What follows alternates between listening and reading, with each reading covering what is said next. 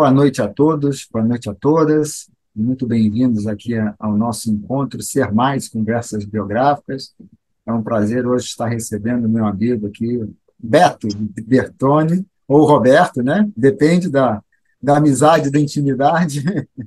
Eu vou deixar que o Beto se apresente, mas hoje a gente vai ter uma conversa sobre autonomia e colaboração, e como isso evolui ao longo das fases da vida, ao longo da biografia humana. Esse evento uma das iniciativas que eu tenho nas minhas atividades com o trabalho biográfico. Eu sou coordenador da Humanecer, né, que trabalha a biografia humana para indivíduos, grupos e organizações, e periodicamente a gente recebe aqui pessoas amigas ou profissionais, enfim, pessoas que tenham atividades relacionadas ao tema da biografia humana e que se juntam, né, que compõem esse grande arsenal de maneiras de estudar, aprender com a própria história de vida. Bom, então eu vou passar a palavra para o Beto, para ele se apresentar e conduzir aí a nossa apresentação. Obrigado, meu amigo. Maravilha, obrigado a você, Carlos. Então, boa noite, gente. Muito bom estar com vocês aqui, com o Carlos também da Amanhecer. E, bom, deixa eu me apresentar rapidamente. Eu sou, né, o Roberto, ou Beto, né, Beto Dertoni. Eu tenho várias formações, né, ligadas. Primeiro, tenho formação de administração de empresas mesmo, né, de trabalho com empresas, com organizações, mas fiz também várias formações dentro da antroposofia, né, de pedagogia Waldorf, aconselhamento biográfico, tenho minha social, várias formações, entre outras. E trabalho com consultoria, né, com esse trabalho de desenvolvimento humano e de organizações, né? Então, eu tenho apoiado muitas empresas, organizações, instituições, ONGs, escolas, né, organizações de vários tipos e tamanhos e portes diferentes, tanto para o desenvolvimento organizacional, em processos de consultoria, como também em desenvolvimento de pessoas e, muitas vezes, desenvolvimento de lideranças, né? Então, já faço esse trabalho, já tem mais de 20 anos, ultimamente, nos últimos 7, 8 anos, cada vez mais forte com esse foco em gestão colaborativa, né? É um tema que eu sempre trabalhei, desde sempre, mas as empresas hoje em dia têm demandado cada vez mais esse tema, gestão colaborativa, e eu, como também tenho formação em aconselhamento biográfico, também trabalho com essa perspectiva, né, com esse olhar da antroposofia para o desenvolvimento humano, biográfico, da biografia humana. Eu também procuro alinhar, conectar o trabalho de desenvolvimento de organizações e de pessoas com o trabalho da biografia, né? Então, nosso tema de hoje, né, é isso, autonomia e colaboração na nossa biografia, no nosso desenvolvimento. E nesse trabalho de gestão colaborativa, que eu tenho feito, né, cada vez mais forte nos últimos anos, esses temas de autonomia e colaboração são centrais, né? Então, eu tenho a minha empresa, Colaborar, né, com dois O's mesmo, Colaborar, e o nome da empresa é Colaborar, Autonomia e Colaboração.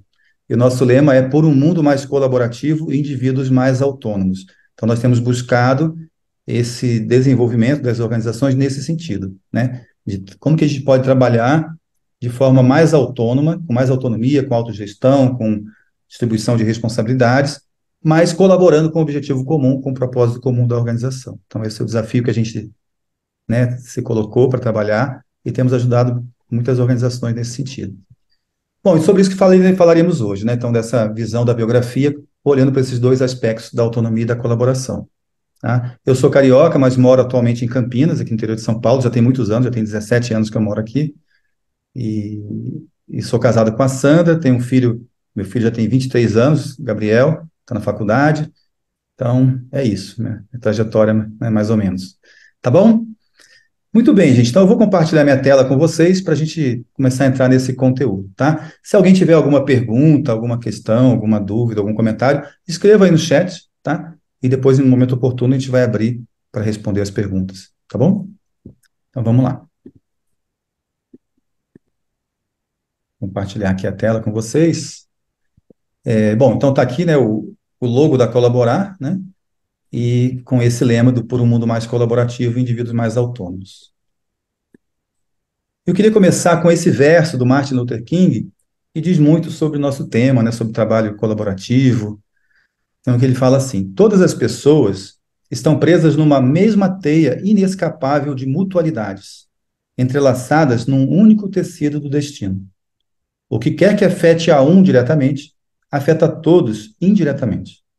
Eu nunca posso ser o que deveria ser, até que você seja o que deve ser.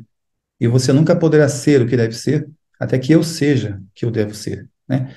Então, essa teia inescapável de mutualidades, de interdependência, né? Nesse sentido de que nós estamos conectados uns aos outros, né? Não só os seres humanos, mas os seres, né, existentes. Estamos conectados uns aos outros nessa teia inescapável, né? E de mutualidades, então, de apoio mútuo, de desenvolvimento mútuo. Então, isso diz muito sobre essa questão da colaboração, da interdependência, do trabalho conjunto. E o grande desafio da nossa época é, com as individualidades mais fortes, mais desenvolvidas, né, cada um buscando querer fazer valer sua própria vontade, como que a gente consegue fazer esse trabalho com essa teia, com esse apoio mútuo, com essa, né, interconexão entre as pessoas, mas a partir do impulso autônomo, né, de cada indivíduo.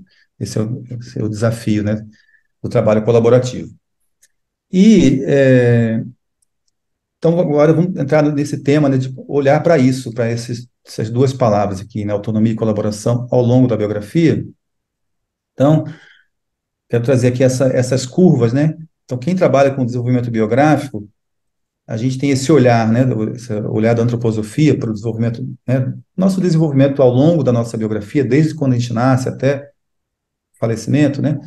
Toda grande trajetória que nós passamos na vida, essa trajetória se dá em algumas fases, né? São fases de desenvolvimento, etapas de desenvolvimento. E a gente tem esse olhar da antroposofia dessas fases a cada 7 anos, que nós chamamos de setênios, né?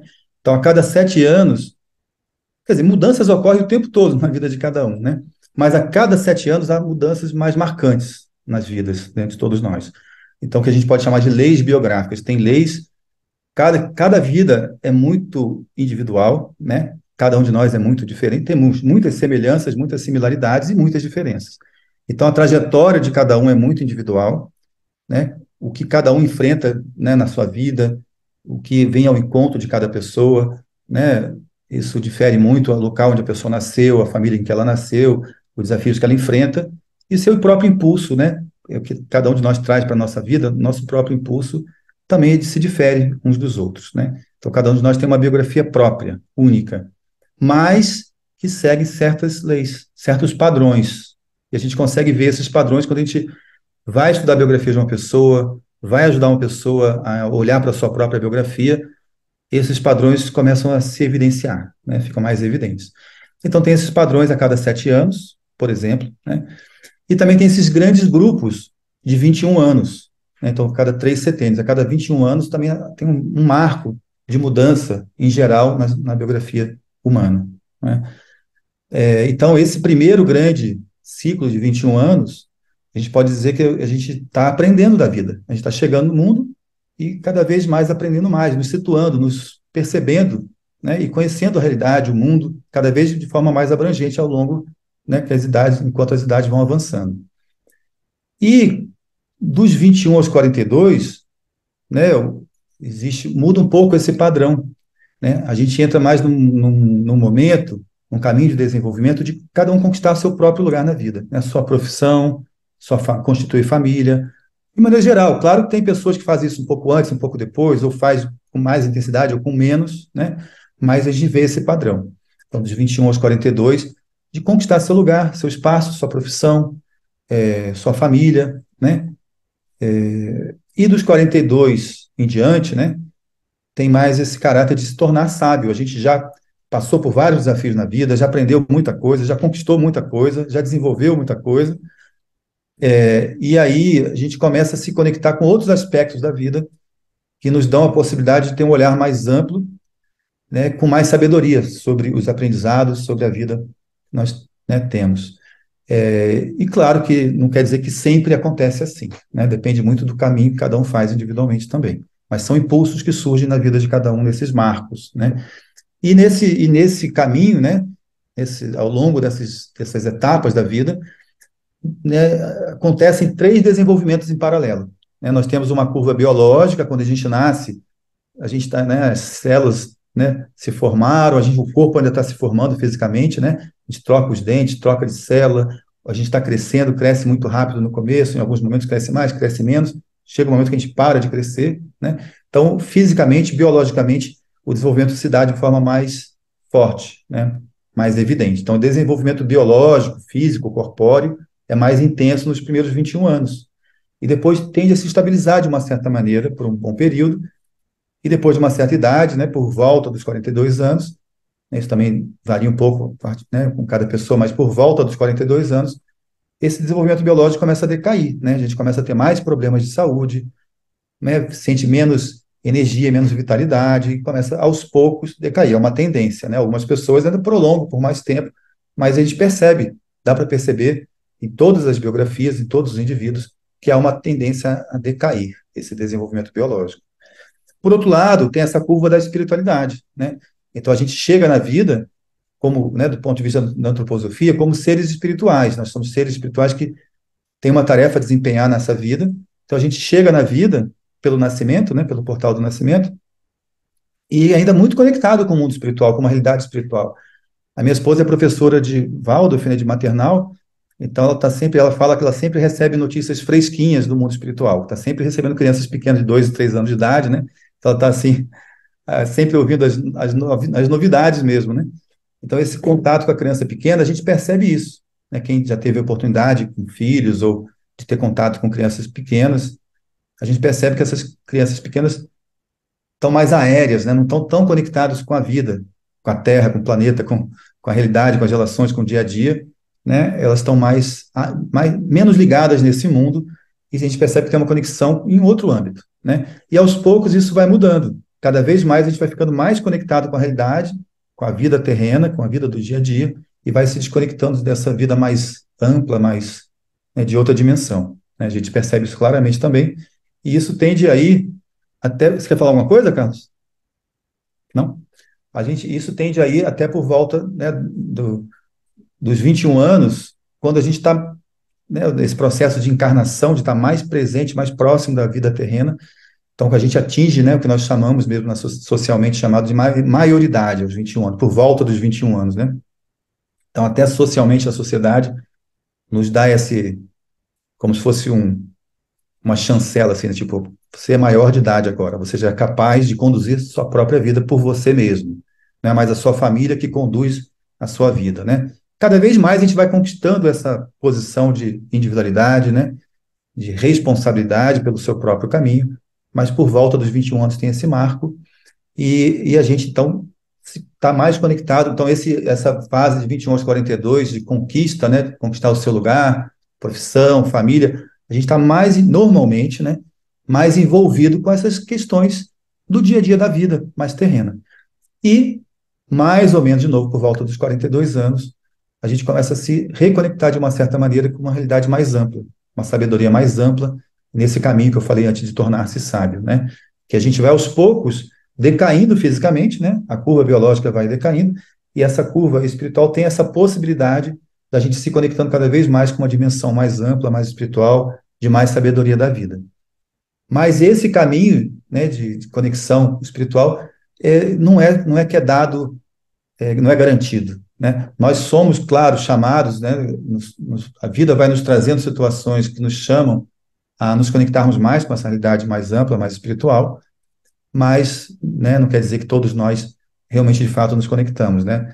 A gente pode, e muitas vezes acontece, que a gente acaba se prendendo tanto a questões materiais, se prendendo a essas questões do dia a dia, e perde a oportunidade dessa, né, dessa reconexão. E no meio do caminho tem essa curva, está desenhada de vermelho, né, que é a curva do desenvolvimento psíquico, que ela acompanha, nos primeiros 21 anos, o desenvolvimento biológico, né, a gente ainda psiquicamente está se constituindo, aprendendo a se relacionar uns com os outros, a lidar com os nossos sentimentos, né.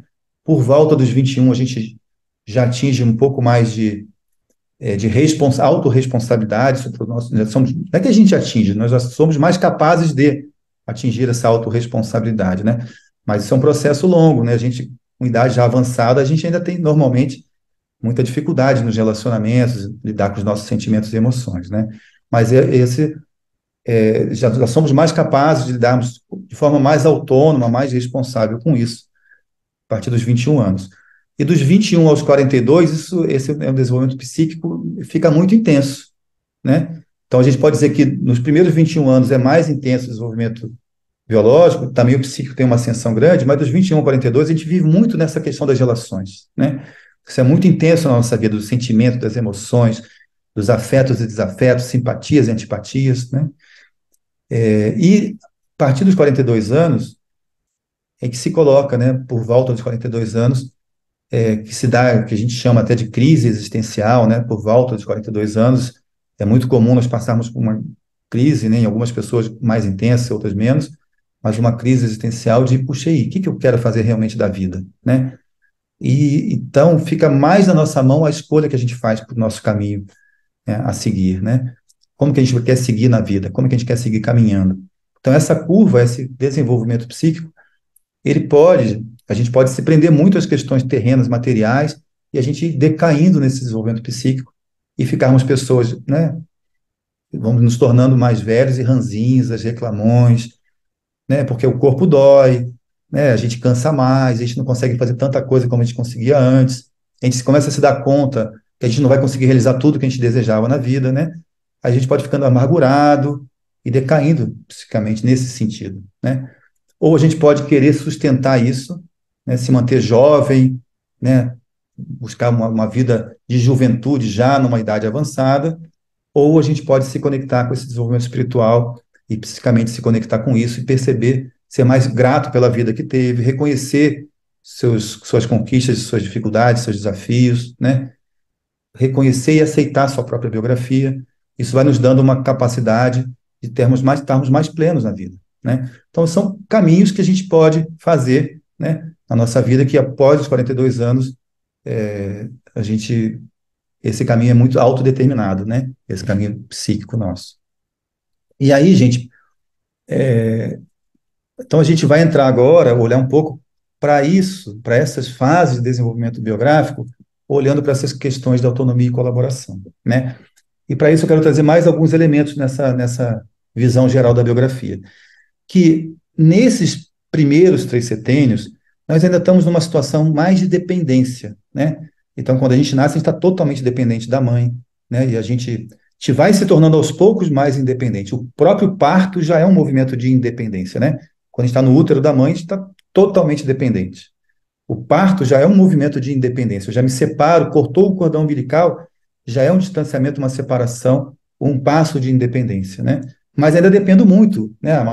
Né? A amamentação, a família, o ninho, a gente fica muito dentro desse ninho familiar, e aos poucos a gente vai dando passos de independência, e como eu falei antes, né, por volta dos 21, que é chamado de maioridade, a gente tem essa questão né, tá mais conectado com a nossa própria identidade, o que a gente quer buscar na vida, e a gente se torna mais independente, né? Até socialmente é visto dessa maneira. Mais independente, mais capaz de se autodeterminar. Então a gente busca realmente mais independência, cada vez mais, né? A gente vê já na adolescência, né? Quem tem filho adolescente percebe isso, vivencia muito fortemente isso.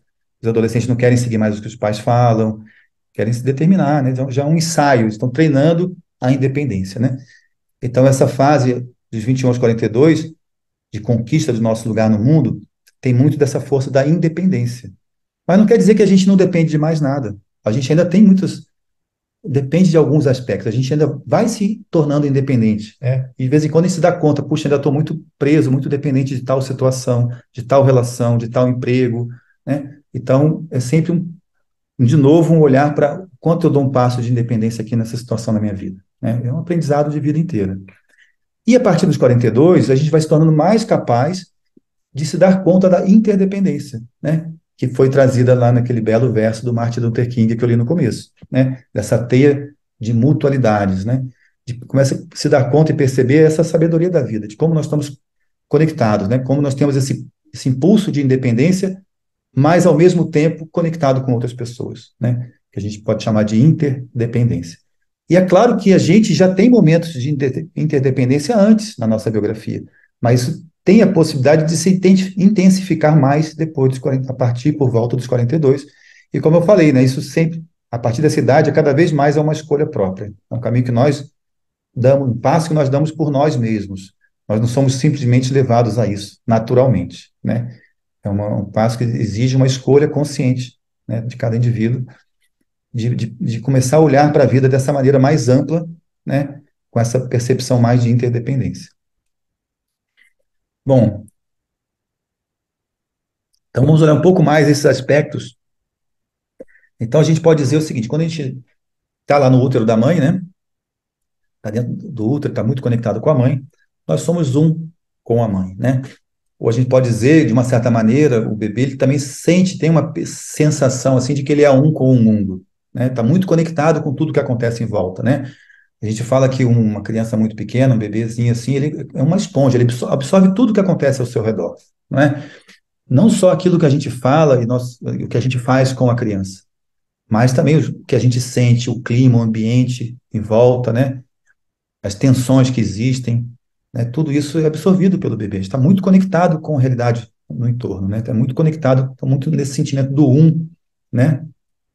Do todo, com muita conexão, ou seja, muita colaboração, conexão, né? Conexão e colaboração. E a gente pode dizer, então, que tem uma situação muito forte de dependência, né? E aí, aos poucos, como eu falei, a gente vai dando passos de independência na vida, né? Então, aquilo que era um se torna dois. Isso a gente faz isso várias vezes na vida, né? Então, o bebê que era um com a mãe no útero, nasceu, cortou o cordão umbilical, o um se tornou dois, não é? Então, um se torna dois. Agora, eu sou um ser, minha mãe é outro ser, eu estou fora, fisicamente, né? Mas ainda estou muito conectado em outros âmbitos, não apenas o âmbito físico, né? Psicicamente, a gente está muito conectado com a mãe ainda por um bom tempo, né? Com os pais, né? Com o pai e com a mãe. Então, mas já é um primeiro passo de separação, né? E a gente vai dando passo de separação e de ganhando autonomia cada vez mais, né? Ao longo da vida. Então, o parto, né? Por volta dos 3 anos, quando a criança começa a falar eu, né? Então, a criança podia falar antes assim, o Roberto quer água, o Roberto quer brincar, né? A criança pequena, quando começa a falar, né? A criança começa a falar por volta de 1 ano de idade, e como ela geralmente se refere a si mesma usando o nome, como se fosse em terceira pessoa, né? E aos poucos ela começa a usar a primeira pessoa, né? Essa única palavra que a gente usa, que só podemos nos referir a nós mesmos, é a palavra eu, né? E a criança, por volta dos 3 anos de idade, começa a falar eu para referir a si mesmo, né? Isso significa o quê? Né? Que o eu, essa individualidade está mais forte, né? Depois a gente passa por volta de 9, 10 anos de idade para essa fase que é chamada do Rubicão, né, que é mais um passo de independência. A gente começa a se perceber separado do mundo, né? O mundo é uma coisa, eu sou outra. Isso tem crianças que têm crises, né? Eu, por exemplo, eu lembro que nessa idade eu achava que eu era adotado. Eu falei, não, eu não sou. Isso é comum, tem muitas crianças que sentem isso, né? Não, eu não sou dessa família, porque a gente começa a perceber, peraí, eu sou diferente, né? Eu estava tão me sentindo tão dentro da família, daqui a pouco eu começo a me perceber diferente, diferenças entre mim e outras pessoas da família, e outras pessoas no mundo também. E aí dá esse distanciamento. Isso é mais um passo de separação de autonomia. A adolescência, como eu falei, né, a gente percebe o adolescente ensaiando esses passos de autonomia, de independência, né? E a maioridade, como eu falei, que dá esse marco maior, esse passo até socialmente aceito, né? De independência. E aí, nesse caminho todo, né, que a gente vai se tornando cada vez mais autônomo, a gente vai se desconectando do grupo, do todo, da mãe, né, da família, e buscando o seu próprio caminho na vida, né, mais individual, com mais autonomia, mais independência. Mas ainda participamos de grupo, participamos de família, né, temos colaboração, conexão com outras pessoas, obviamente, não é? Mas esse passo de independência, esse caminho, esse caminhar, ele tende a nos trazer duas tentações. Duas tentações. Uma é de querer voltar para aquele gostoso quentinho, né?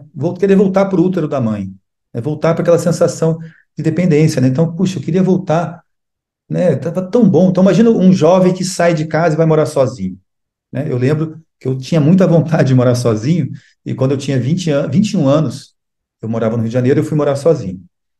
E eu sonhava, assim, eu quero ter meu apartamento, abrir a geladeira e comer todo tanto de sorvete que eu quisesse, sem, né? Imagina, viver numa família com 7 irmãos, né? Tá tudo muito regulado. Aí eu falei, nossa, vou ter meu. a minha geladeira, eu vou poder comer o tanto de sorvete que eu quiser sem dar satisfação para ninguém, né?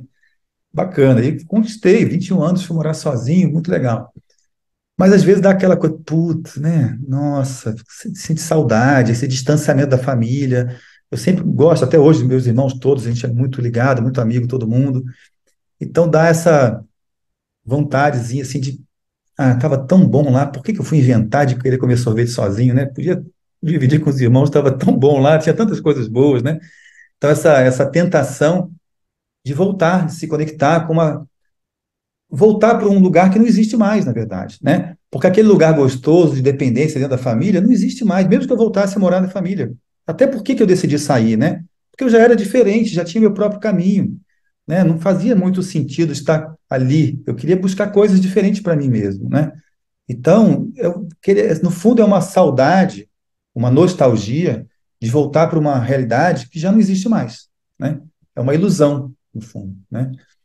De voltar para essa questão de dependência. Então, a gente tem essa tendência também em vários momentos da vida, não só na adolescência, não só na maioridade, em vários momentos da vida a gente sente essa tendência, né? Então, por exemplo, você sai de um emprego e vai para o outro, muda de trabalho. Às vezes você fala, puta, mas aquele estava tão, por que que eu fui inventar de mudar, né? Estava tão legal, né?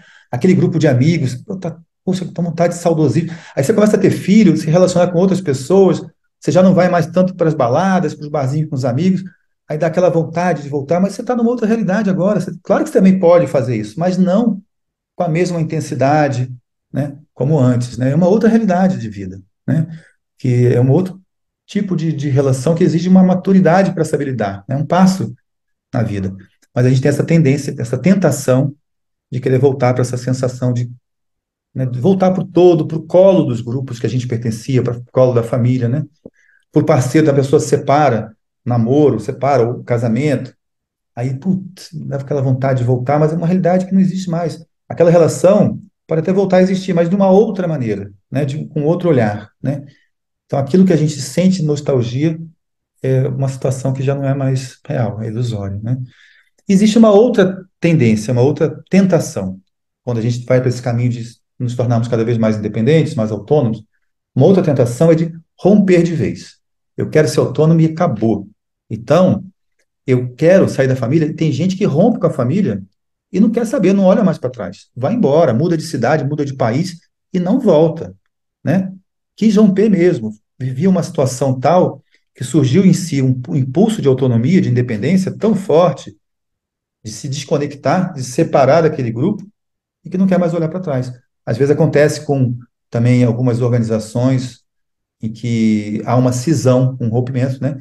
Dentro de uma organização, esse caminho também acontece, né? Quando a gente, imagina que a gente cria junto uma organização, uma associação, uma empresa, uma startup, e a gente, todo mundo ali junto, imbuído, conectado, está muito unido, né? Muita colaboração. Aos poucos a gente começa a perceber as diferenças, né? E começa a ter algumas percepções de que, não, peraí, aqui eu preciso colocar limite.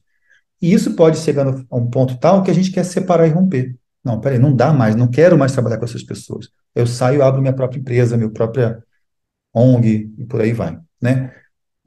Nos relacionamentos amorosos também, né, afetivos. Então, eu tô namorando. No começo, aquela paixão, a gente não vê defeitos, só vê qualidades, né? Uma conexão muito grande. E aos poucos a gente começa a se perceber diferente, haver algumas separações, né? Isso pode ser de tal maneira que a gente rompe, separa mesmo, casamento e por aí vai. É um movimento de independência mais forte de querer romper a relação, né? Então, isso pode levar, né? É um passo, é um impulso de isolamento. Eu quero me isolar, não quero mais saber daquele grupo, da minha família, ou da minha ex-esposa, ou do meu ex-emprego, né? De isolamento. Pode ter um impulso de criar algo novo a partir de si mesmo, né? E também pode ter a ver também com um tipo de autoritarismo, né? Porque o autoritarismo também é um certo rompimento com o grupo, né? Eu quero me impor a minha vontade. Quando eu ajo de forma autoritária com o grupo, na relação com o grupo, com essa relação de poder, eu estou me colocando com muita autonomia, muita independência, e não estou me conectando no sentido de colaboração com o grupo de interdependência, né? Então, também tem a ver com isso. Então, quem tem uma postura mais autoritária, de domínio de poder, está num movimento assim de romper, né, com o grupo, com a conexão, com a colaboração e fazer sua própria vontade, sua autonomia, sua independência prevalecer sobre o grupo, né? Então, ou seja, eu posso criar algo novo que pode ser bacana, mas também posso ir para um caminho não tão bacana. E, e qual que é o desafio, então, né? Então, o grande desafio, né, com relação à autonomia e colaboração que a gente tem na nossa biografia é, então, como é que eu posso, de fato, colaborar com outras pessoas, com grupos, porque nós somos interdependentes, de uma certa maneira, né? Como diz lá o Martin Luther King, mas preservando minha autonomia, preservando minha individualidade, né? Como é que eu posso estar conectado com outras pessoas, me relacionando bem, colaborando com, né, em prol de um objetivo comum, de um propósito comum, mas sem anular meu próprio impulso individual, minha própria vontade, minhas próprias percepções, minhas próprias ideias, né? Ou como eu posso preservar meu impulso individual, minhas ideias, minhas intenções, minha vontade, mas sem romper com os grupos, né? Colaborando com os grupos. Esse é o grande desafio, que é o terceiro passo, né? Esse terceiro passo exige consciência, não é um passo que a gente faz assim, naturalmente acontece, né? Então a gente vai do um para o 2, em vários momentos da vida, tem a tentação de ou esticar o muito 2 até romper, ou voltar para o 1, para o gostoso, que não existe mais, essa é ilusória, é uma situação ilusória, mas tem essa possibilidade, que é um passo que depende da consciência de cada um, que é o 3, esse terceiro passo, que é de integração, que eu chamo de colaboração de um lugar de autonomia. Então, como é que eu posso colaborar com os grupos onde eu pertenço, mas a partir do meu próprio impulso autônomo, né? Isso que a gente pode chamar de interdependência, né? Que estava lá no verso do Martin Luther King. E, como eu falei, isso exige consciência. Não é um passo que acontece naturalmente, né? Que certamente vai acontecer, não. Até raramente acontece. Exige consciência e esforço, né? Bom, então essa visão geral aqui desse caminho, desses 3 passos, eu queria voltar para aquelas curvas biográficas, porque agora a gente já viu isso, né? E trazer um pouco mais, uma visão de novo, voltar para essa visão mais ampla de novo. Então aqui tem lá esse primeiro momento, que a gente pode dizer dos primeiros 21 anos, como eu falei antes, de dependência, depois independência, de 21 aos 42, 42 aos 63, mais de interdependência. E como eu falei antes, é claro que não é que nos primeiros 21 a gente é só dependente, depois só independente, depois só interdependente. Não é assim.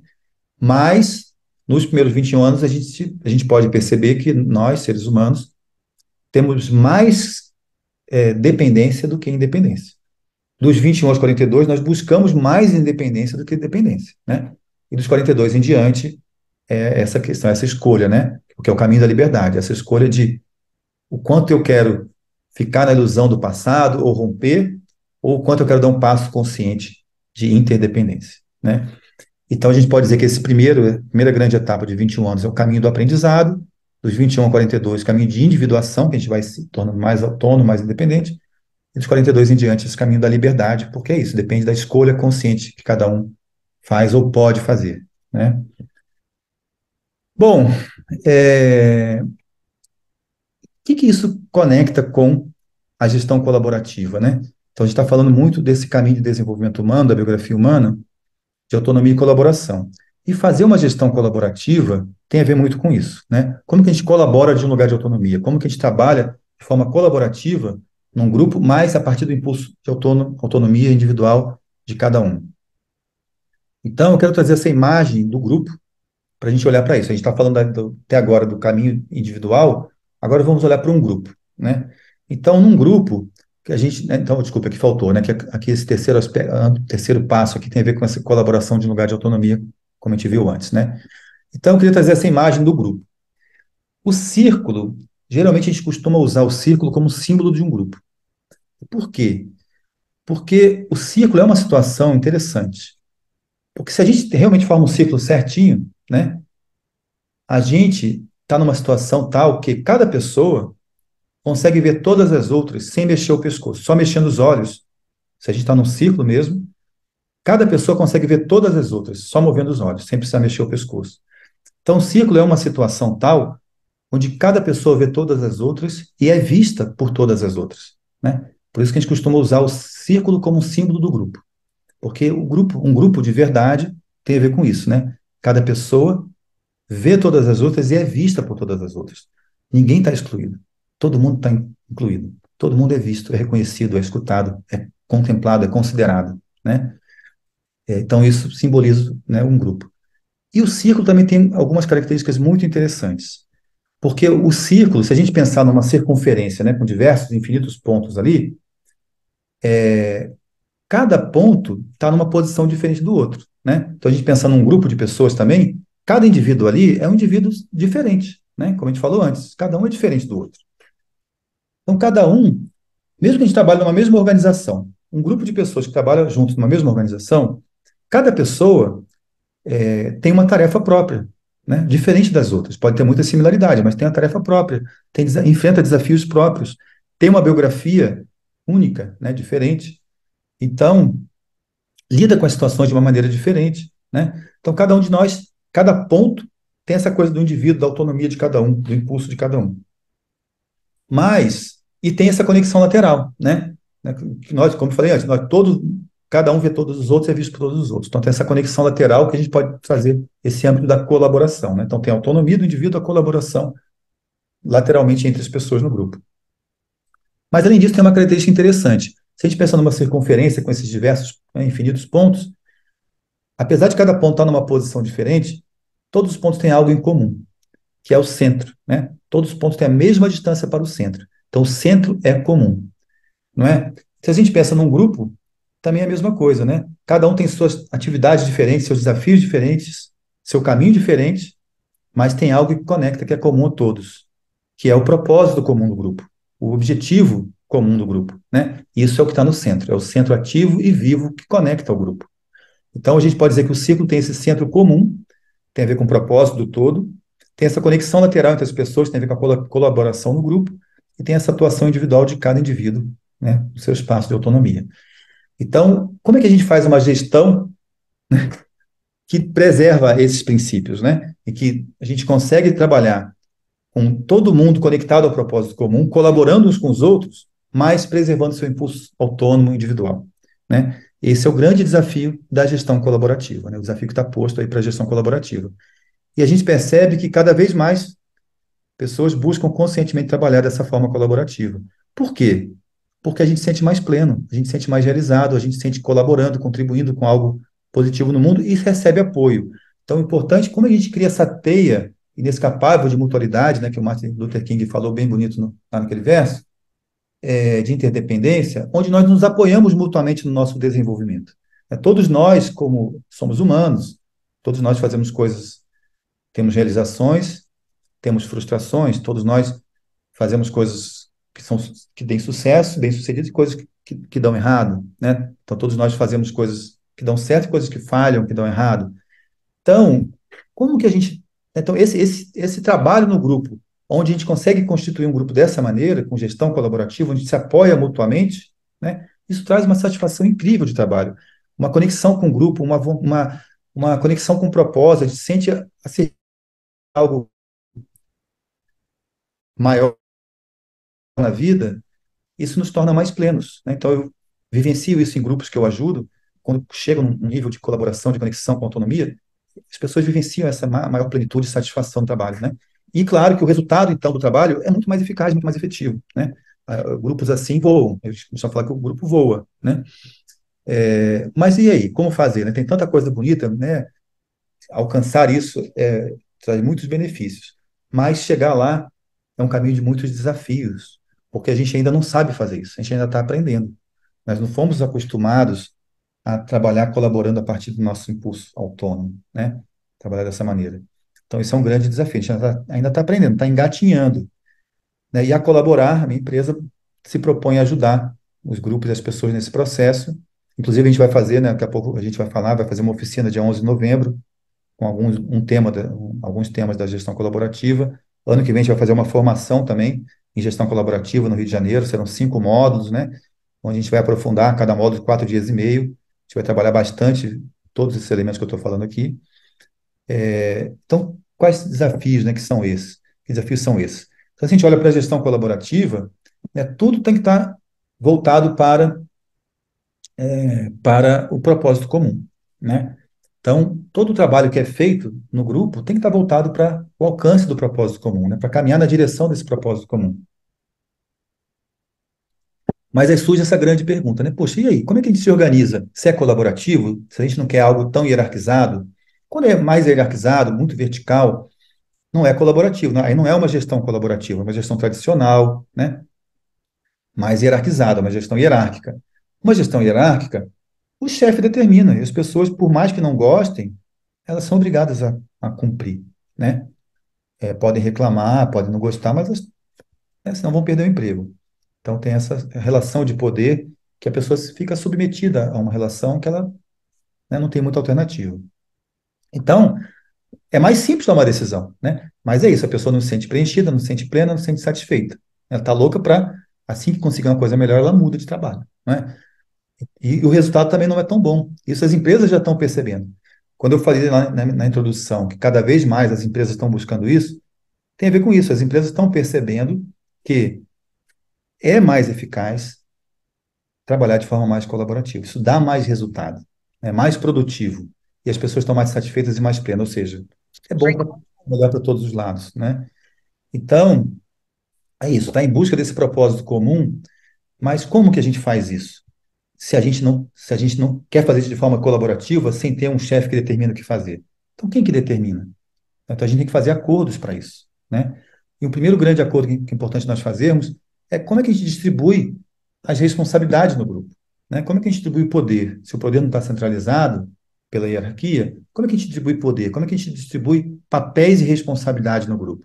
Então, uma primeira pergunta importante para trabalhar com gestão colaborativa é como que a gente se organiza como grupo para darmos conta dos nossos objetivos comuns, nosso propósito comum. Que grupos nós precisamos criar? Com que papéis, que responsabilidades, com que propósitos? E dentro de cada grupo, qual que é o papel e responsabilidade de cada pessoa para contribuir com aquele grupo? E cada grupo contribuindo com um propósito comum, né? Então, isso tem a ver com a estrutura de gestão. Então, o primeiro grande desafio é como é que a gente estrutura uma gestão para trabalhar com o que a gente chama de autogestão. Uma outra forma de falar sobre gestão colaborativa é autogestão, né? Tem a ver com autogestão. Então, se a gente pensa assim, não quero, eu quero fugir da hierarquia, quero trabalhar de forma mais colaborativa. Uma primeira tendência, um primeiro impulso que surge no grupo é assim: poxa, legal, então todo mundo decide tudo, todo mundo tem que participar de tudo, não é? Mas isso, a gente tem um grupo pequeno, no começo, 5 a 6 pessoas, até que funciona. Mas se a organização vai crescendo, 8, 10 pessoas, 15 pessoas, mais de 15, 20, 25, 30, e vai crescendo, vai ficando cada vez mais inviável, né? A gente inviabiliza a organização, inviabiliza a gestão, se a gente quer que todo mundo participe de todas as decisões. E isso é uma armadilha que muita gente cai, muitos grupos caem no começo, de querer que todo mundo decida tudo junto, né? Todo mundo participa de todas as reuniões, decide tudo. Fica inviável, porque ninguém tem agenda para isso, todo mundo fica sobrecarregado, as decisões são muito lentas, muita gente para decidir demora muito mais tempo, e às vezes numa reunião vem umas pessoas, aí na outra vem outras que não vieram naquela e querem mudar a decisão, né? Talvez você já tenha aí passado por situações como essas, né? Então não dá para todo mundo decidir tudo. Mas também não quero que uma pessoa se decida sozinha, no caso de uma decisão hierárquica, né? Quero que seja colaborativo. Mas então o caminho não é para o extremo oposto de todo mundo decide tudo. Então, ou seja, a autogestão, a gestão colaborativa não significa ausência de estrutura. A gente tem que ter uma estrutura, mas uma estrutura que distribui as responsabilidades, que dá autonomia. Se a gente está falando de colaborar de um lugar de autonomia, tem a ver com isso, né? Se todo mundo decide tudo junto, então ninguém tem autonomia. Ninguém pode falar assim, não, eu acho que faz mais sentido ir para tal direção. E o grupo confia que essa pessoa tem capacidade para decidir, né? Isso é dar autonomia. Mas se eu estou assim numa situação que, não, peraí, tudo eu tenho que conversar com o grupo primeiro, eu não tenho autonomia, né? E fica muito demorado tudo. O andamento da gestão é inviabilizado, né? Então, essa é uma primeira questão. Como é que a gente distribui responsabilidade e faz, né, desenha essa estrutura de gestão para trabalhar com mais autonomia, com foco na colaboração, né? Então, esse é o primeiro desafio, sim, da gestão colaborativa. Mas não basta a gente desenhar bem essa estrutura, né? Se a gente não aprende a trabalhar com processos colaborativos, por exemplo, de reuniões, tomada de decisão, que vai ser o tema da nossa oficina dia 11 de novembro, né? Como é que a gente faz uma reunião produtiva, né? Uma reunião que a gente leva em conta, considera todas as vozes, as diferentes vontades das pessoas que estão naquele grupo, né? Então a gente distribuiu responsabilidade, né? Dividimos em grupos, cada grupo tem algumas tarefas em que ele tem autonomia. A outra coisa da estrutura de gestão que faltou falar é, tá, distribuímos responsabilidades. Tem grupos que cuidam de aspectos diferentes, todas voltadas para o propósito comum. Legal. Agora, cada grupo, qual que é o limite de autonomia de cada grupo? Tem coisas que o grupo que a gente precisa dar autonomia para o grupo resolver, não precisa voltar para todo mundo. Mas a gente pode preservar certas questões, não dá para o grupo resolver sozinho. Certas questões mais estratégicas, mais de longo prazo, tem que voltar para um círculo central que tem a visão do todo, por exemplo, né? Então, isso é importante nessa estrutura de gestão. Mas então, como é que a gente toma essas decisões? Como é que a gente define qual que é a autonomia de um, qual que é a autonomia de um grupo ou de outro, qual que é o limite de autonomia? Como que a gente define a própria estrutura em si? A gente faz tudo isso em reuniões. São os processos, né, que dão vida ao trabalho da instituição. Então, como é que a gente faz esses processos todos, que acontecem o tempo todo nas organizações, de uma forma colaborativa, né? Então, para trabalhar de forma colaborativa, a gente faz isso normalmente em reuniões com outras pessoas, tomando decisões com outras pessoas, né? Então, como é que a gente faz esse processo de reunião e tomada de decisão de forma inclusiva, a incluir as pessoas que estão envolvidas, né, que têm autonomia para aquilo, naquele grupo que está responsável, não é voltar para o grupão de novo, né? Mas dentro daquele grupo, como é que a gente contempla as diferentes vozes, considera, mas ao mesmo tempo que não seja uma reunião tão demorada, né? E como é que a gente toma a decisão também nesse sentido? Então, isso vai ser o tema da oficina de 11 de novembro. A gente vai trabalhar bem isso, reuniões produtivas e tomada de decisão em grupo, né? De forma colaborativa. Então, isso é uma coisa que a gente precisa aprender. A gente não aprendeu isso em lugar nenhum, né? A gente está acostumado a trabalhar numa organização mais, tanto na família, na escola, nas empresas, a estrutura hierárquica ainda é predominante, né? Está muito acostumado, nós fomos educados dessa maneira. Então, nossa referência, nossos hábitos estão voltados para isso. Então, como é que a gente faz processos assim, colaborativos, né? Isso precisamos aprender. Esses dois primeiros âmbitos aqui, de estrutura de gestão e processos colaborativos, a sociocracia é um método que a gente chama de gestão dinâmica. A sociocracia, ela contribui muito com esses dois aspectos. A holacracia também, que é algo parecido com a sociocracia. São métodos de gestão, de autogestão, que abordam muito esses dois primeiros aspectos aqui. Mas, legal, então distribuímos responsabilidades, aprendemos a fazer reuniões, tomar decisão, fazer ciclos de feedback, também é um processo colaborativo importantíssimo. Aprendemos a fazer isso. Legal. Mas se a gente não desenvolve habilidades relacionais, esses processos também não vão funcionar muito bem. Se eu estou numa reunião seguindo um método de reunião bacana, fazendo rodadas para escutar todo mundo, tomando decisão com base no princípio do consentimento, né, da sociocracia, que contempla as pessoas, mas não é tão demorado, estou fazendo tudo isso.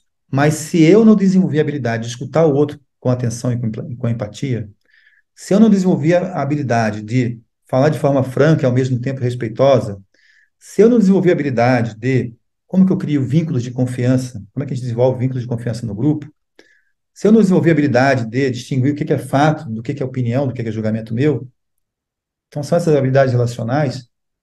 Se eu não desenvolver isso, esses processos não vão funcionar. Não basta ter um método para isso. Os processos a gente vai ter problemas nos processos e isso vai acabar não sustentando também a estrutura, né? Então, eu também preciso desenvolver habilidades relacionais. E habilidades adicionais, também posso fazer curso de comunicação não violenta, por exemplo, né? Que nos ajuda também a entender, a fazer uma escuta empática, a falar de forma franca, com mais autenticidade, e ao mesmo tempo com empatia, né? De forma respeitosa, não é? Então, nos ajuda a olhar o que é fato e não o que é julgamento, né? Então, eu posso desenvolver essas habilidades. Mas ainda tem um aspecto que está faltando, que é o autodesenvolvimento. Então, tudo isso aqui nos remete ao autodesenvolvimento. Por quê? Eu estou me relacionando com as pessoas no grupo, numa reunião, por exemplo, estou procurando falar de uma forma franca e respeitosa, mas aí, de repente, acontece que alguém fala alguma coisa que aí engatilha a raiva em mim, vem uma pessoa, já estou cansado daquela pessoa, aí daqui a pouco a pessoa, bum, fala de novo aquele negócio na reunião, nossa senhora, né? Aí vem aquela, né, a gente é tomado por uma emoção, por um sentimento, e a gente acaba, às vezes, né, detonando com a reunião. E aí rompendo laços, dificultando os relacionamentos. Então, isso acontece às vezes, né? Nós somos humanos, né? Nós temos diversos sentimentos e emoções, elas afloram em nós, é natural que aconteça. Mas a gente pode aprender deles, né? Então, esse é o caminho do autodesenvolvimento. Tem a ver com como que eu aprendo de mim mesmo. né, nas minhas relações. Então, quando eu me relaciono com o outro, eu percebo as diferenças, né? Eu sou diferente de todas as outras pessoas. Então, eu me percebo nas minhas diferenças com o outro. E isso me dá insights, me dá dicas para o meu próprio desenvolvimento. Então, se eu fiquei com raiva, por exemplo, eu posso parar, caramba, por que que eu fiquei com raiva naquela situação? A gente tende a dizer assim, né? Aquela pessoa me deixou com raiva, né? Mas no caminho do autodesenvolvimento, a gente procura olhar com essa questão da autorresponsabilização, né? Então, não é que ela me deixou com raiva. Ela fez algo e eu fiquei com raiva a partir do que ela fez, né?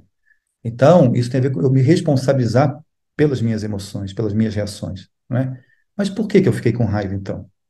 Se é responsabilidade minha, o que que me fez ficar? O que que gatilhou? Talvez uma outra pessoa não tivesse ficado com raiva naquela mesma situação. Por que que eu fiquei? Né? O que que gatilhou a raiva em mim? Então, eu também posso fazer uma investigação biográfica, né? Que situações da minha vida eu fico com raiva? Eu posso aprender disso e aprender a lidar com as minhas emoções de uma forma mais produtiva e mais saudável. Não é negar a emoção e nem se deixar tomar por ela. É o caminho do meio de reconhecer que ela existe, que ela faz parte de mim, que é humano, mas como é que eu lido com essa emoção de uma forma produtiva para mim e para o grupo, por exemplo, né? Então, esse é autodesenvolvimento. Então, a gente pode dizer que trabalhar com gestão colaborativa implica em se dispor a um trabalho de autodesenvolvimento, né? Bom, gente, então aqui tem alguns slides só detalhando um pouco mais. Isso que eu já falei para vocês são perguntas, né? Que eu já falei para vocês antes, que eu já fui trazendo na minha fala, aquela flor que eu mostrei no slide anterior aí, desses 4 aspectos da gestão colaborativa, né? Então, são essas questões que eu já falei antes, em cada um deles, né? Então, a pergunta aqui da estrutura de gestão é como nos organizamos como grupo? De uma forma inteligente, né? Aproveitando o potencial de cada um em prol de um objetivo comum. Essa é a grande pergunta da estrutura de gestão. E dos processos é como funcionamos como grupo, como fazemos nossas reuniões, tomamos decisão. E das habilidades relacionais, a pergunta é essa, como nos relacionamos, né? E do autodesenvolvimento, como aprendemos de nós mesmos, né? Como nós aprendemos de nós mesmos, como nós construímos também uma comunidade de desenvolvimento, onde nós nos apoiamos mutuamente no nosso desenvolvimento. Então, de maneira geral, isso é essa uma visão geral, zona assim, da gestão colaborativa, né? E eu quero deixar aqui algumas perguntas de reflexão biográfica, para vocês levarem com vocês, né? A gente não vai conversar sobre isso agora, mas é mais para deixar vocês levarem com vocês essas perguntas. Eu vou ler aqui, vou deixar um tempo, né, um tempinho para cada um se conectar com essas perguntas. Então, a primeira é, a partir disso tudo que eu falei, né? Em que momentos da vida me vi rompendo, buscando independência? Em que momentos da vida eu vi assim, não, por exemplo, quando eu fui morar sozinho, quando eu me separei, ou quando eu saí da empresa que eu trabalhava, por exemplo, quando eu mudei de cidade, né? São momentos de rompimento, de busca de independência, né? Em que momentos da vida eu me vi buscando o todo, o colo dos grupos, né? Essa vontade de, poxa, voltar para a família, voltar para, né, para o convívio com os amigos que muito tempo eu não estava convivendo, voltar para um grupo antigo, para voltar para um trabalho anterior. Mas eu busquei, me vi buscando essa volta ao todo, né, ao grupo anterior, aquela sensação boa de estar acolhido, né, quentinho. E quando me vi buscando colaborar a partir da minha própria autonomia, né, esse movimento que exige mais consciência, quando eu me vi assim, com esses momentos de mais consciência de, não, peraí, eu tenho meu próprio impulso, minha própria busca, não é? E a partir disso, buscar colaborar com grupos, mas sem me anular, né? Sem me perder no grupo e sem também o contrário, né? Sem querer com que a minha própria vontade se sobreponha aos dos outros, né? Então, esse passo de colaborar de um lugar de autonomia. Que momento eu me vi buscando ou realizando isso? Bom, gente, então eu citei alguns momentos, né? Essa oficina que nós faremos dia 11 de novembro, e também a formação que nós faremos 2024, 2025, né? De 5 módulos, é um módulo a cada 4 meses, então vai até ainda uma parte de 2025. Então a gente vai falar um pouco mais disso. Dia 11 de novembro, então, né? O Carlos também tem aí, talvez pode colocar, né, o caso o link aí da inscrição na oficina, quem quiser se inscrever. Algumas pessoas aqui já estão inscritas, né? Mas né? Está disponível para quem quiser se inscrever. 11 de novembro, em Botafogo, a gente vai fazer uma oficina, eu vou para o Rio de Janeiro, né? E eu e o Carlos faremos juntos uma oficina no sábado de manhã, das 8h30 até 1 da tarde, ali na Rua Bambina, com esse tema de reuniões produtivas e tomada de decisão em grupo, né? Então, a ideia é a gente vivenciar são vivências práticas, a ideia é fazer um trabalho prático mesmo, não é falar sobre, como a gente fez aqui, é praticar, exercitar e aprender da prática, e daí olhar para os processos e para os métodos que a gente pode usar, né? E a gente vai exercitar principalmente esse aspecto de formação de imagem, como a gente forma uma imagem conjunta e como que a gente toma a decisão com o princípio do consentimento. Que eu já vou adiantar, né, que o princípio do consentimento é diferente de consenso. A gente costuma confundir, misturar esses dois conceitos, mas o consentimento é diferente de consenso. A gente vai aprofundar isso depois, está lá na oficina. E no ano que vem, então, a gente vai começar 3 formações, né? A mesma formação, mas em 3 lugares diferentes. Então, serão 3 turmas diferentes, totalmente independentes. Teremos uma turma em Campinas, começando no final de fevereiro, uma em Florianópolis, no começo de março, e a do Rio de Janeiro, com parceria com a Amanhecer, com o Carlos, faremos essa formação que se iniciará dia 16 de abril do ano que vem. E, como eu falei, são 5 módulos presenciais no Rio de Janeiro, de 5 dias, na verdade, 4 dias e meio, porque o último dia acaba 1 da tarde, né? E vai ser sempre de quarta a domingo, só o primeiro módulo, que vai ser de terça a sábado, porque no domingo a gente não conseguia. Então, o primeiro módulo vai ser do dia 16 de abril, que é uma terça, até o sábado, dia 20 de abril, e no último dia acaba 1 da tarde. Mas os demais módulos serão de quarta a domingo, começando quarta, 10 da manhã, os outros dias é de 8 da manhã até o final da tarde, né? E o último dia acaba 1 da tarde, tá? No domingo. E com esses temas, esses são o tema de cada módulo. Então, introdução à gestão colaborativa, que a gente vai aprofundar isso que a gente viu aqui, exercitar e praticar. Teremos também atividades artísticas, né, nessa formação aí presencial, atividades artísticas conectadas com o conteúdo de cada módulo. O segundo módulo, a gente vai trabalhar a autogestão, a estrutura de gestão, e os processos, começar a falar de reuniões, tomar decisão. No terceiro módulo, a gente vai aprofundar esses processos e falar de habilidades relacionais, começar a trazer as habilidades relacionais junto com os processos. Tudo isso acontece junto, né? Se eu não falei também aqueles 4 aspectos, a gente pode. Muita gente pergunta, Beto, por onde começa? Está tudo conectado, né? É uma visão sistêmica. Não começa, está tudo junto ao mesmo tempo agora. Todas essas coisas acontecem ao mesmo tempo, sempre, né? Então, o terceiro módulo a gente vai trazer junto os processos, dentro disso, as habilidades relacionais. No quarto módulo, as habilidades junto com o autodesenvolvimento. E no quinto, último módulo, que a gente quer fazer de imersão, vai ser sobre liderança e comunidade de desenvolvimento. Como é que é uma liderança colaborativa que está a serviço de criar uma comunidade de desenvolvimento onde todo mundo se apoia no seu desenvolvimento mútuo, né? Então, de maneira geral, está aqui, né, essa visão da formação também, e eu vou passar para o Carlos vai complementar aqui também com algumas informações. Muito bom, Beto. Muito obrigado. Muito claro aí a sua apresentação. E acho que a gente pode deixar um espaço primeiro de perguntas aqui, se alguém quiser trazer alguma questão para você, né, sobre o tema, sobre as questões biográficas, sobre a gestão colaborativa. Qual é a indicação para a formação? Quais são as pessoas? Qual é o perfil das pessoas que você pretende mostrar? Boa. Então, qualquer pessoa que quer trabalhar de uma forma mais colaborativa, né? Então, que tem essa busca de trabalhar de uma forma mais colaborativa, né? De forma mais horizontal e colaborativa, né? Que você quer contribuir no seu trabalho, ou se você tem algum grupo de trabalho, alguma ONG, alguma empresa, ou dentro da empresa que você trabalha, dentro da área em que você atua. Se você quer, então, desenvolver isso, né? De como trabalhar de forma mais colaborativa, mais horizontal, então, é para essas pessoas, né? A Palma está Certo. perguntando aqui sobre a oficina para Campinas. Então, em Campinas, a gente fez uma oficina sábado agora, com esse mesmo tema, dia 28 de outubro, foi muito legal. Tinha um grupo bem bacana, de várias organizações diferentes. E aí foi tão boa, o pessoal, outras pessoas quiseram fazer, a gente já marcou uma próxima para 15 de novembro. Então, vai ser 15 de novembro, em Barão Geraldo, chama Terracota Coworking. Vai ser lá na quarta-feira, que é feriado, 15 de novembro, à tarde, tá? Aí no site da Colaborar, vou colocar aqui no chat, no site da Colaborar, tem lá informações da oficina também, tá? Se vocês entrarem lá, da oficina de 15 de novembro. Vai ser em Campinas, né? 11 de novembro no Rio, 15 de novembro em Campinas. E 25 de novembro a gente vai fazer a mesma oficina em Florianópolis, tá?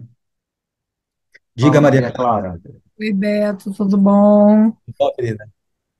Vou te reencontrar. Prazer, Carlos. Queria saber se a do dia 11 no Rio está confirmada mesmo. Está E, confirmadíssimo.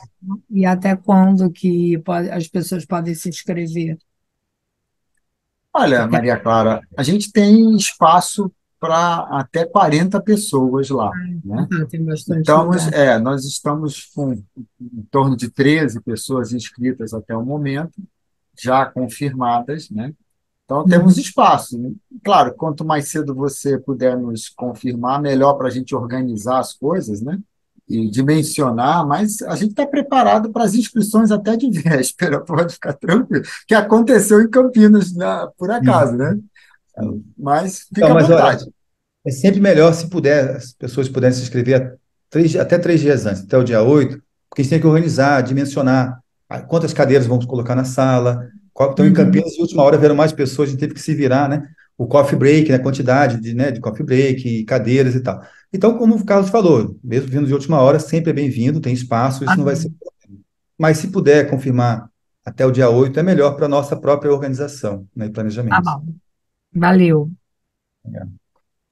Vocês vão ver aí de novo, né? Quer dizer, esse é o site da Amanecer, está aparecendo aí para vocês, onde essas informações estão todas disponíveis na aba Agenda, né? Que é uma das abas aqui em cima. O nome do site é muito simples de guardar. Eu vou destacar, então, né, a informação sobre o gestão colaborativa, que eu já coloquei o link, né, dessa página, dessa aba lá, com alguns detalhes, será em Botafogo, na Rua Bambina, e, na sequência, também já está na página da Amanhecer a divulgação da formação em si, está aberta. A gente já conseguiu botar no ar lá, e, por enquanto, a gente está com o formulário de interesses, né, que a gente ainda não abriu as inscrições, lá dentro do. Está chegando uma pessoa lá. Lá dentro do site, vocês vão ter todas as informações, ali um pouco mais até de detalhes do que o Beto nos passou, com valores, inclusive, né? A gente tem opções para grupos da mesma empresa, para organizações que têm uma proposta mais social, enfim. A gente está aberto a conversar sempre que a questão for financeira, né? A gente acolhe o genuíno interesse sempre, tá? Mas isso vai estar lá no site. E, Beto, antes de eu passar a palavra para as despedidas finais, eu queria aproveitar para fazer a propaganda do próximo encontro, né? Periodicamente eu estou convidando os amigos, né? Hoje é o Beto, e na próxima, daqui a 3 semanas, mais ou menos, no dia 16 de novembro, logo depois do feriado, aí, onde você vai estar trabalhando na sua oficina de Campinas, eu vou estar trabalhando aqui junto com o Dr. Derblay. Ele é de São Paulo, um médico antroposófico, é da Sociedade Antroposófica, tem uma jornada aí dentro da antroposofia bem legal, e ele fala muito sobre biografia e saúde, como a saúde, né, deve ser buscada dentro dessa visão da biografia, um equilíbrio entre biologia e biografia. É uma fala, uma imagem bem interessante, né, do Alain Miniscata, do caminho do meio, de novo, né, a mesma lógica de você não ir nem para uma polaridade nem para outra, você está sempre na busca desse equilíbrio. Então, será um prazer ter todos aqui, né, e vai ser divulgado, mas já coloquem na agenda aí e divulguem para os amigos. E aqui, no finalzinho, a gente deixa aqui os nossos contatos, né, Beto? Para quem quiser saber mais e conversar, enfim, receber as notificações, vai ficar aqui as informações, os nossos contatos. Mais uma vez, muito obrigado, Beto. Valeu, Prazer gente. enorme ter você aqui. Obrigado, Obrigado Carlos. a todos. E, Beto, Queria agradecer palavras também finais. você, Carlos. Queria agradecer você pelo convite, né? E pela parceria que a gente vai fazer junto à oficina, a formação ano que vem. E também agradecer a todos que estão aqui, né, nos ouvindo. É muito bom ter pessoas interessadas, né, nesse tema de gestão colaborativa, de desenvolvimento humano. Eu adoro conversar sobre isso, então, muito bom ter vocês aqui hoje à noite.